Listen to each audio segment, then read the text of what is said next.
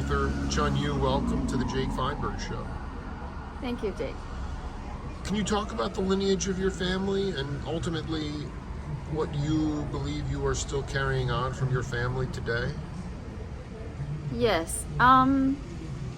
So my family, the Yu family, my last name is Yu, has a long lineage of we have, we are cultured people throughout the history, and we have calligraphers and scholars in the family. And my grandfather, he is an amazing calligrapher, and he also is a master Tai Chi pushing hand master. And my father is an amazing calligrapher too. And my grandmother from my father's side, she lived to 105. And she told me when she was young, she was the best student in her town, boys or girls. But because she was a woman and she had children, and she wasn't able to, really develop her talent. I think that's a regret. Should have conformed to the role of the woman. Yeah. So that's my father's side. My mom's side is a very interesting mixture. My grandfather was an orphan. He was orphan when he was 9 years old, I think. So I don't know. I never met him. He died during the time of the Great Leap Forward. The circumstance wasn't great for him. So, and he was an orphan young boy who raised his own brother, and he became a captain of a very large ship on the East Sea and the Yellow Sea, and so that at a very young age. But then he had his own business later on in life. My grandmother is from, her family is from the countryside, not far away from the city I grew up in, and they are, really beautiful people. They are. I think her family, the lineage, they are, farmers, and they work on the land, but in their way they are also cultured in their way. China is an agriculture country. Absolutely. Yeah, so they have that tradition, and so take a lot of pride in it. They're very good at it. Yeah, they are. They are good with land. They're deeply connected to the earth. Do you feel like? I just want you to talk about the idea of never being satisfied creatively. To me, there's a line of thinking that most artists would say that when you stop, when you become satisfied, then you cease to be creative. And I wanted you to talk a little bit about that in your own pursuits. You never truly become satisfied. The truth is, maybe temporarily, when you complete something, there is a moment of content, but then it's done. You had that moment, and the creative force drives you. You always continue to look for the next thing, or the next things are lining up constantly. Well, but I think that a lot of musicians in general, they do become satisfied sometimes because they become very wealthy, or they have a lot of success in some ways, and they just assume that it will just be able to come through them. So they sort of,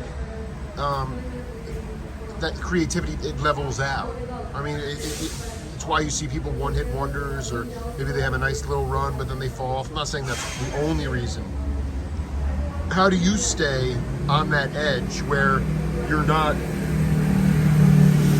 where you can enjoy and stop and smell the roses, but you're never truly satisfied, so that you can keep creating? Well, I believe there is a driving force, you know, behind the, you know, creative people. I mean, there's driving force for everybody. And that, if you just stay with it, it will keep on driving you. But if you let other things to distract you, and then you lose it. And You were talking to me about being distracted by a lot of different. by, you know, money, success, fame, and which will take you away That's right. from your path and from that driving force. And so in the Star Wars, I always laugh, may the force be with you. And it's a serious matter. When you talk about, like, you have many different sort of irons in the fire, so to speak, people come and they want to have you work on this project or that, and it maybe takes you away from what you really want to be good at. I remember a great guitar player, Jerry Garcia. He was playing pedal steel guitar and electric guitar and banjo, and he was playing like 5 different string instruments. And he said in an interview, he goes, I realized I was going to be mediocre at all of them, or I needed to focus on, instead I needed to focus on one thing. Yeah. You talk a little bit about that? Well, that's very true, because I think many people will find, creative people will find many things interesting, and they, I mean, often a person is capable of doing all of those things. Absolutely. But then you still have to find the focus. What is that one thing at this moment you need to focus on? It is not necessarily easy, because you would find so many things really rewarding when you are able to pursue it, right? But I agree with what you just said. Right. And but it doesn't You feel like mean you're in that it's kind of not- boat right now, where there's a lot going on, but yet I know you have, you know, have you poetry, graphic novels. Yeah, and well, I mean, you some also, but you interesting have this movie. manuscript that you're working on, but yet there's so many other things in your field of view, and I just wonder if you can. Sometimes I feel like when you talk a little bit about it manifests, you know. So how are you going to deal with that? Yeah, I mean, I think what I'm going to do is to be really honest with myself. What is the necessary things I must do as who I am? That will feed you. I mean, not literally, but I mean spiritually. What are the, Yeah. What is because we are all here to certain things we have to do.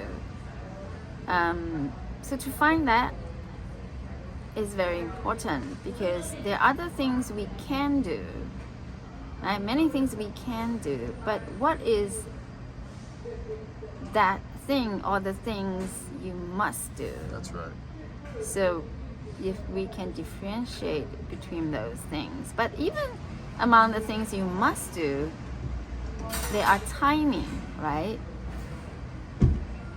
There are timing. You say divine timing. Sometimes- So, yeah. Yes. Sometimes you just have to wait and focus on the things that you have to do, you must do right now. So, and that is a negotiation, right? And it is a fine balance. You said something to me before about, you said, I believe in science, but you are also part of this cosmic sort of experience in your writings, in your upbringings, being part of the Cultural Revolution, a lot of that. I just wonder how you can reconcile or talk a little bit about how you can be rooted as a scientist, but also believe in magic and stuff that is unquantifiable. To me, like, that is what I have sort of dedicated my whole show to, is getting out of the thinking mind, getting out of data, getting out of facts, not facts, but getting into a spirit mind where the magic and the sort of energy can be unquantifiable. And I just wanted you to talk about how you wrap those two together. You are a scientist, Yes. and you were also a poet, and you were also sort of a I mean, and you swim in the San Francisco Bay, and it's cold. Which is not quantifiable, the experience. I cannot imagine how you must feel after, we get inside in a hot bath after that. It's so beautiful. But anyway, talk a little bit about how you reconcile science and magic. Well, there's no reconciliation. It is the same thing, because science shouldn't be defined as something quantifiable. That's not the point. Mm-hmm. It just happens so some part of it is quantifiable with the methods available. Much of it is not quantifiable. It's just because we cannot quantify it. And it's not the point. The quantifiable, quantification is not the point for everything. If it happens to be so, it's okay. It's good. But science and art, even imagination, Creativity. who is there to say Mm-hmm. what's imagined is not the reality? If I tried to present a doctoral thesis in some kind of thermonuclear dynamics, I'd need to have hard numbers to back it up. I couldn't go in there and be like, I felt this unquantifiable force and it was just riveting. You know what I'm saying? Like that's at least at the surface level. I know what you're saying. Yeah, we are talking about the methodology, not the essence. That's right. Of science. Essence of science and art is the same thing. We want to find out certain truths behind the surface of things, right? And it could be called science or art at the highest level. The two are the same thing. There is no need of quantification, or the quantification exists beyond our capability of doing it or not.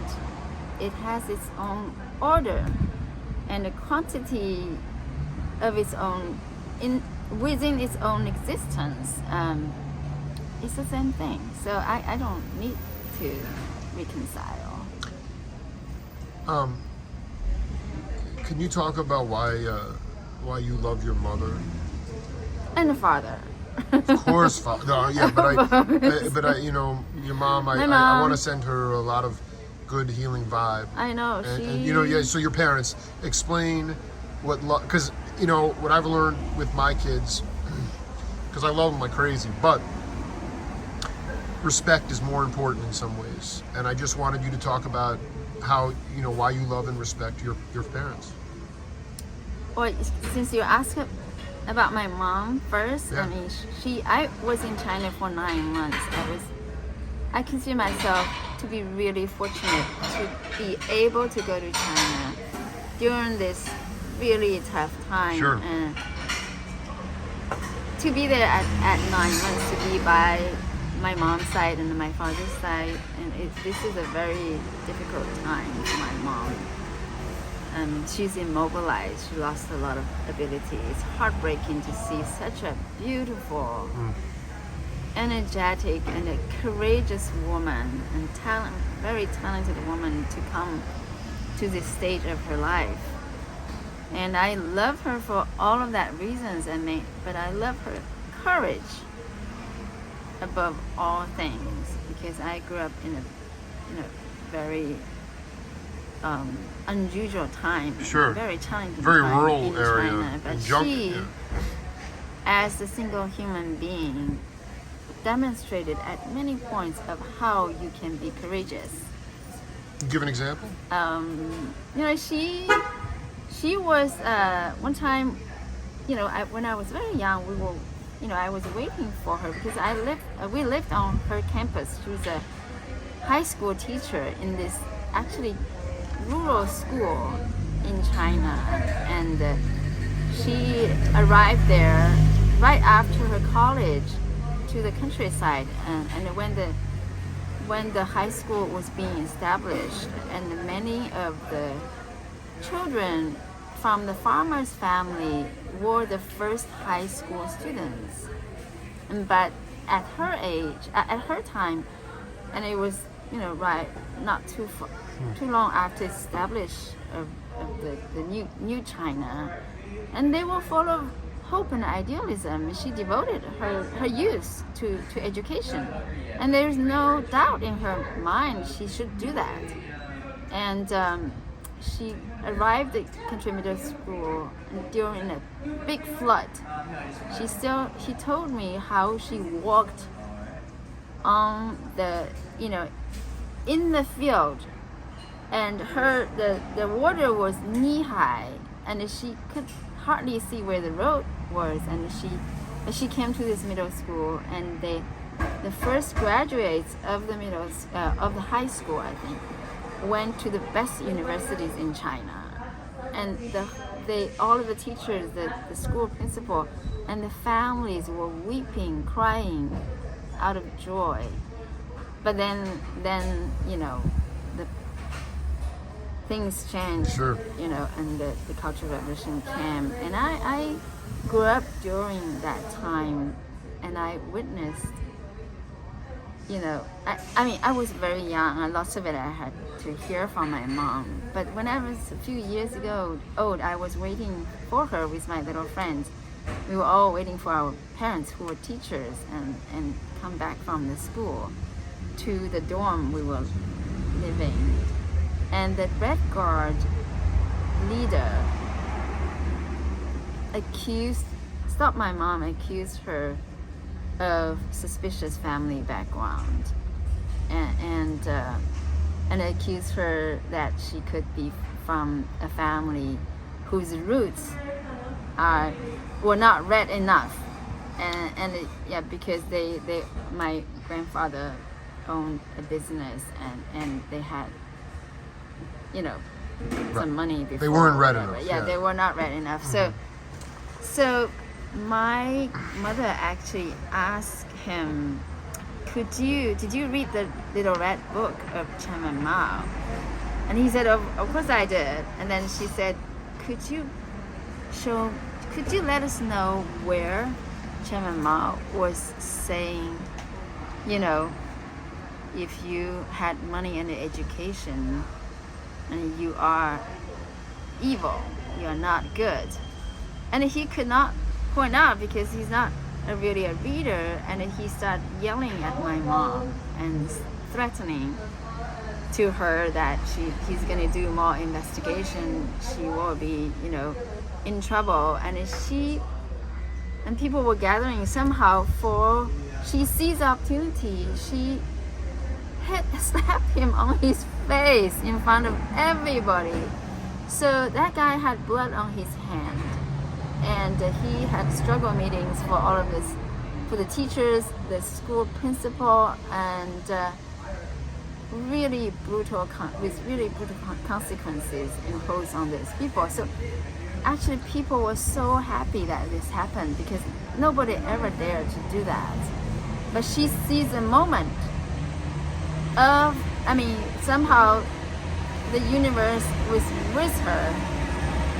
And then two male teachers standing next to the guy immediately grabbed his arms, and reciting Mao's quotation says, only literal struggle, no armed struggle. Means, you don't, you only talk, right? But my mom already did what she wanted. And so the whole high school, whole crowd admired her. They talked about it for years. Even when they all retired, I still hear them mentioning that moment of victory. And that's an ordinary people's victory, and you can earn that small victory even when everything is so hard. But somehow still life can be on your side if you seize the moment. Small victory. Small victories are important. Your mom do you think your mom still experiences small victories even now? I think she does, because she she is really brave. What she's dealing with is so hard, but she stays with us. And I'm so moved every time I look at her. I don't know how she does it. Then I remember how courageous she was. I admire her hugely. Chun Yu, I just want to say I'm very humbled by you, and I really respect your path and the way you articulate it, and I look forward to creating more with you in the future. Thank you, Jake, for coming to San Francisco all the way and interviewing me in the fog and cold of San Francisco. But it's beautiful. And I'm about to jump into the bay after this. You know, take the deep dive, stay on your path. This is the Jake Feinberg Show. We'll see you later. Thank you.